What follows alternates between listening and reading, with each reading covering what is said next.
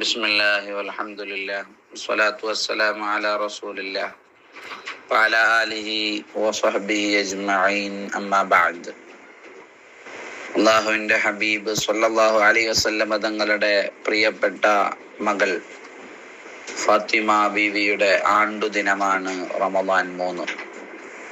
നബി സ്വല്ലല്ലാഹു അലൈഹി വസല്ലം തങ്ങൾക്ക് വളരെയധികം ഇഷ്ടപ്പെട്ട മകളായിരുന്നു ഫാത്തിമ ബീവി. ഖദീജ ബീവിയുടെ അവസാനത്തെ മകളായി മുത്തുനബിക്ക് പ്രവാചകത്വം ലഭിക്കുന്നതിൻ്റെ അല്പം മുമ്പാണ് മഹദി ജനിക്കുന്നത്.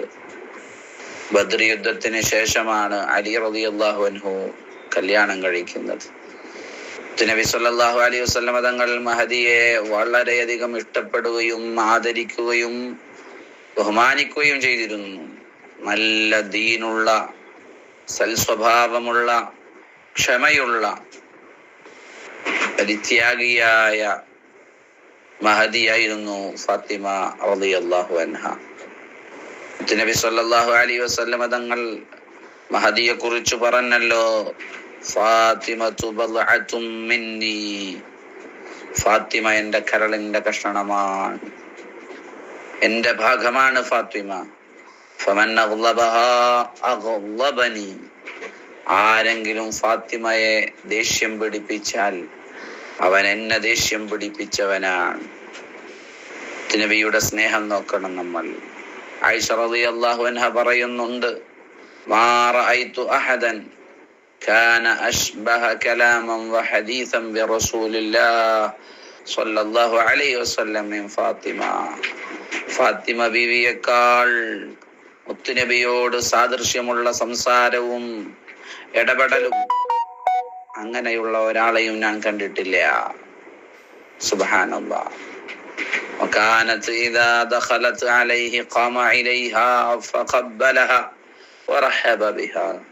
ഫാത്തിമ ബീവി ദൂരെ നിന്ന് വരുന്നത് കണ്ടാൽ മുത്തുനബി എഴുന്നേൽക്കും, എൻ്റെ പൊന്നുമോൾക്ക് സ്വാഗതമെന്ന് പറയും, ചുംബിക്കും സല്ലല്ലാഹു അലൈഹി വസല്ലം തങ്ങൾ. അപ്രകാരം തന്നെ മുത്തുനബി വരുന്നത് കണ്ടാലും കാനത്ത് ഹിയ തസ്നഉ ബിഹി, ഇങ്ങനെയൊക്കെ ചെയ്യാറുണ്ടായിരുന്നു. എഴുന്നേൽക്കും, ചുംബിക്കും, സ്വാഗതമോതും. സുബ്ഹാനല്ലാഹ്. ആയിഷ റളിയല്ലാഹു അൻഹ തന്നെ പറയട്ടെ, ഒരു ദിവസം ഫാത്തിമ ബീവി നടന്നുകൊണ്ട് മുത്തുനബിയുടെ അരികിലേക്ക് വരികയാണ്. മുത്തുനബിയുടെ നടത്തം പോലത്തെ നടത്തമാണ് ഫാത്തിമ ബീവിയുടേത്. മുത്തുനബി സ്വല്ലല്ലാഹു അലൈഹി വസല്ലം തങ്ങൾ പറഞ്ഞു, മർഹബൻ ബിബ്നതി, എൻ്റെ പൊന്നുമോൾക്ക് സ്വാഗതം. അങ്ങനെ മുത്തുനബി മഹദിയെ തൻ്റെ വലതുഭാഗത്തോ ഇടതുഭാഗത്തോ ആയി ഇരുത്തി. പിന്നെ എന്തോ രഹസ്യം പറഞ്ഞു. ആ സമയത്ത് ഫാത്തിമ ബീവി കരഞ്ഞു. ഞാൻ ചിന്തിച്ചു, എന്തിനാണ് ഫാത്തിമ ബീവി കരയുന്നത്? പിന്നെ മറ്റൊരു രഹസ്യം പറഞ്ഞു. അപ്പൊ മഹദി ചിരിച്ചു. സുബ്ഹാനല്ലാഹ്. ഞാൻ ഫാത്തിമ ബീവിയോട് ചോദിച്ചു, അല്ലയോ ഫാത്തിമ, എന്തിനാണ് നിങ്ങൾ ചിരിക്കുകയും കരയുകയും ഒക്കെ ചെയ്തത്? മഹദി പറഞ്ഞു, മാ കുന്തു ലിഉഫ്ശിയ സിർറ റസൂലില്ലാഹ്, ഞാൻ മുത്തുനബിയുടെ രഹസ്യത്തെ എന്താവൂല, പരസ്യമാക്കൂല. അങ്ങനെ ഹത്താ ഖുബിളൻ നബി, അങ്ങനെ മുത്തുനബി വഫാത്തായപ്പോ ഞാൻ ചോദിച്ചു. മഹദി പറഞ്ഞു, അസറ ഇലയ്യ, ആദ്യമായി എന്നോട് മുത്തുനബി രഹസ്യം പറഞ്ഞത്, ഇന്ന ജിബ്രീല കാന യുആരിദുനിൽ ഖുർആന കുല്ല സനത്തിൻ മറ വഇന്നഹു അറദനിൽ ആമ മറതൈൻ വലാ ഉറാഹു ഇല്ലാ ഹളറ അജലി. എല്ലാ വർഷവും ജിബ്രീൽ ഒരു തവണയാണ് ഖുർആൻ എനിക്ക് ഓതിത്തരാറുള്ളത്. ഈ വർഷം 2 തവണ ഓതിത്തന്നിട്ടുണ്ട്. അത് ഞാൻ മരിക്കാൻ പോകുന്നു എന്നുള്ളതിൻ്റെ ലക്ഷണമാണ്. ആ സമയത്ത് ഫബകൈതു, ഞാൻ കരഞ്ഞു. പിന്നെ എന്നോട് രഹസ്യം പറഞ്ഞത് എന്താ? അമാ തർളൈന അൻ തകൂനി സയ്യിദത നിസാഇ അഹ്ലിൽ ജന്ന, ഓ ഫാത്തിമ, സ്വർഗീയ സ്ത്രീകളുടെ നേതാവാകുന്നത് നീ ഇഷ്ടപ്പെടുന്നില്ലയോ, നീ തൃപ്തിപ്പെടുന്നില്ലയോ? അതിനു വേണ്ടിയാണ് ഞാൻ ചിരിച്ചത്. മറ്റൊരു റിവായത്തിൽ കാണാം, എന്റെ അഹ്ലുബൈത്തിൽ നിന്ന്, എന്റെ കുടുംബത്തിൽ നിന്ന് ആദ്യമായി എന്നിലേക്ക് ചേരുന്നത്, വഫാത്താകുന്നത് നീയാണ്. ഇത് പറഞ്ഞത് കാരണമായിട്ടാണ് ഫാത്തിമ ബീവി കരഞ്ഞത്. ഇമാം ബുഖാരി നിവേദനം ചെയ്ത ഹദീസിന്റെ ഭാഗങ്ങളാണ് നാം വായിച്ചത്. സുബ്ഹാനല്ലാഹ്. ഇതാണ് ഫാത്തിമ ബീവി.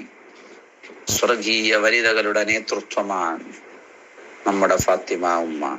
അള്ളാഹു അവരുടെ ദറജ ഉയർത്തട്ടെ, അവരുടെ മദദ് നമുക്ക് നൽകട്ടെ. നബി അങ്ങേയറ്റം സ്നേഹിച്ചു. അള്ളാഹുവിന്റെ ഹബീബ് സല്ലല്ലാഹു അലൈഹി വസല്ലം കഅബാലയത്തിന്റെ പരിസരത്ത് നിന്ന് നിസ്കരിക്കുകയാണ്. അബൂജഹലും കൂട്ടരും അവിടെയുണ്ട്. അവർ പരസ്പര ധാരണകൾക്കൊടുവിൽ നബിയുടെ കഴുത്തിൽ അവിടുന്ന് നിസ്കരിക്കുമ്പോ ഒട്ടകത്തിന്റെ ചിന്നളിന്ന കുടൽമാല കൊണ്ടുവന്നിടുകയാണ്. സുബ്ഹാനല്ലാഹ്. ഫാത്തിമ ബീവി ഇത് കാണുന്നുണ്ട്. ഫാത്തിമ ബീവി ഇത് കാണുന്നുണ്ട്. വേദനയോടെ ഫാത്തിമ ബീവി മുത്തുനബിയുടെ അരികിലേക്ക് ഓടിപ്പോയി. ഫതറഹത് അൻ ലഹ്രിഹി, അവിടുത്തെ മുതുകിൽ നിന്ന് ആ കുടൽമാല എടുത്തു മാറ്റുകയാണ്. നബി സല്ലല്ലാഹു അലൈഹി വസല്ലം തങ്ങൾ തല ഉയർത്തി, അല്ലാഹുമ്മ അലൈക ബിഖുറൈശ്, അല്ലാഹുവേ ഖുറൈശികളെ നീ വകവരുത്തണമേ. 3 തവണ ദുആ ചെയ്തു. ഖുറൈശികൾക്ക് ബേജാറായി. കാരണം കഅബാലയത്തിന്റെ പരിസരത്തുള്ള പ്രാർത്ഥന അല്ലാഹു സ്വീകരിക്കുന്ന പ്രാർത്ഥനയാണ്. സുബ്ഹാനല്ലാഹ്.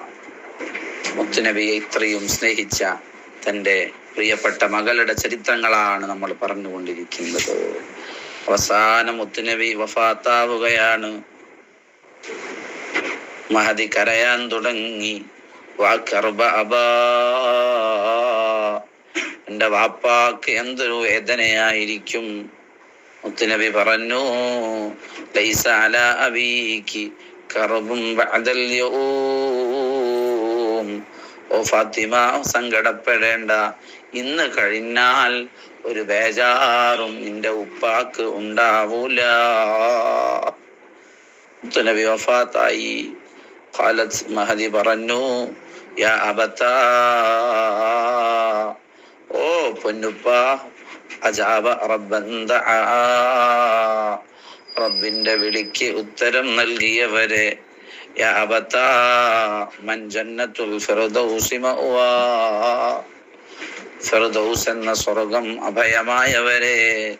യാ അബതാ ഇലാ ജിബ്രീല നൻആ, ജിബ്രീലിലേക്ക് മരണവാർത്ത അറിയിച്ചവരെ. സുബ്ഹാനല്ലാഹ്. ഇതാണ് ഫാത്തിമ ഉമ്മ. ഫാത്തിമ ഉമ്മ അനസ് റളിയല്ലാഹു അൻഹുവിനെ കാണുന്നുണ്ട്. മുത്തുനബിയെ ഖബറടക്കിക്കൊണ്ട് തിരിച്ചു വരുമ്പോ അനസ് തങ്ങളോട് ഫാത്തിമ ഉമ്മ ചോദിക്കുന്നൊരു ചോദ്യമുണ്ട്. ചരിത്രം രേഖപ്പെടുത്തിയ നിമിഷങ്ങളാണ്. അതാബത് അൻഫുസുകും അൻ തഹ്സു അലാ റസൂലില്ലാഹ് അത്തുറാബ്.